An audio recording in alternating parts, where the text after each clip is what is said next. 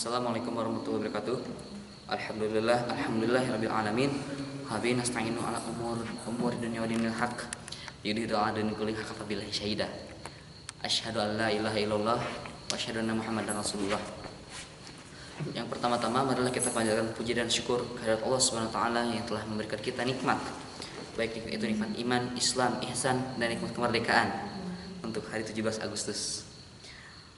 Salawat serta salam kita curahkan kepada Rasulullah SAW, kepada keluarganya, sahabatnya, tabi'in, tabi'ut tabi'in, hingga kita selaku umatnya hingga akhir zaman.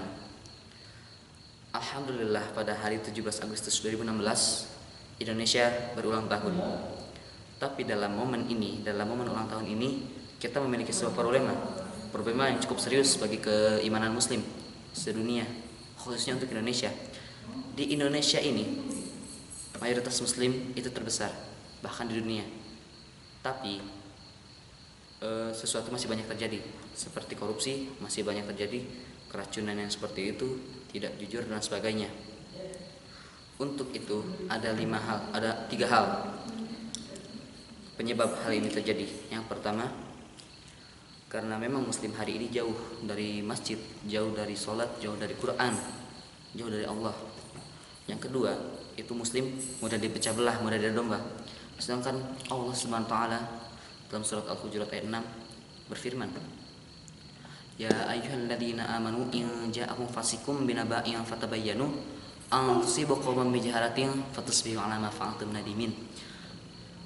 Wahai orang-orang yang beriman, jika datang kepadamu seorang yang fasik membawa suatu berita, maka lihatlah kebenarannya, agar kamu tidak mencelakakan suatu kaum dan agar kamu tidak menyesali perbuatanmu itu. Dan yang ketiga itu karena muslim sekarang jauh dari akhirat dan dekat pada dunia, hingga mereka takut mati, takut untuk mendatangi Rabbnya, takut untuk mendatangi pemiliknya. Dan untuk itu Muhammad Abduh ulama Mesir pernah berkata, Al-Islamu mahjubun bil muslimin. Islam itu, keagungan Islam terhijab oleh kekerdilan pemeluknya, kekerdilan orang-orang muslim.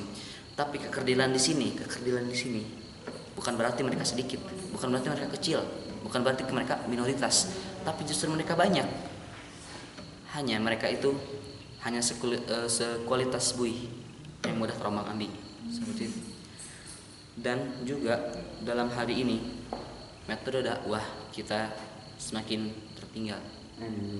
Untuk umat Kristen, mereka sangat sungguh-sungguh untuk menyebarkan agama mereka, sedangkan umat Islam hanya mulai dari ceramah, hanya mulai dari lisan, hanya dari lisan, sedangkan akhlak kita masih belum terlihat dan belum mencerminkan Al-Quran dan As-Sunnah. Maka dari itu kita memang membutuhkan suatu metode dakwah yang baru, yang tidak bertentangan dengan syariat, tapi memang bisa merangkul orang-orang agar mendekat kepada jalan yang baik. Dalam surat Al-A'raf dikatakan sebuah metode yang baik, ayat 199, Khudil afwa wa'mur bil urfi wa'rid 'anil jahilin. Jadilah pemaaf, ajaklah kepada yang ma'ruf dan jauhilah orang-orang yang jahil. Rasulullah SAW memakai metode ini, yaitu memaafkan kaumnya yang mengolok-olok beliau dan sebagainya, memaafkan kesalahan mereka, menasihati mereka dan membawa mereka ke jalan yang lebih baik lagi. Ustaz Salim Afillah dalam tausiahnya pernah berkata, seorang muslim itu harus menjadi seorang yang berkah, seorang yang semakin berkembang, seorang yang semakin meluas, yang manfaatnya itu bagi dirinya, keluarganya, sahabatnya, lingkungannya. Dan dalam 10 masafat itu dikatakan nafi'un li ghairihi, bermanfaat bagi orang lain. Dan juga Ustaz Ali Semata pernah berkata, dalam muslim itu memiliki 4 tempat yang harus ia perjuangkan.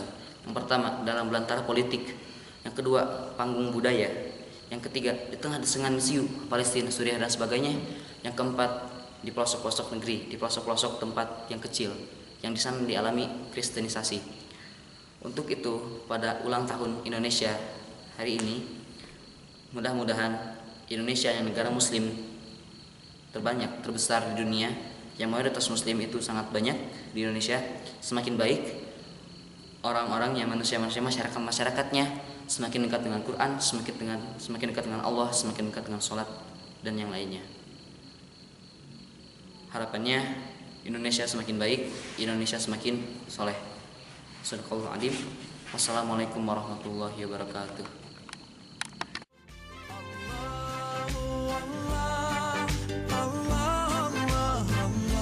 Assalamualaikum warahmatullahi wabarakatuh. Untuk muslim sedunia yang melihat video ini, harap untuk menyebarkannya agar ini menjadi amalan yang terus berlanjut untuk kita semua.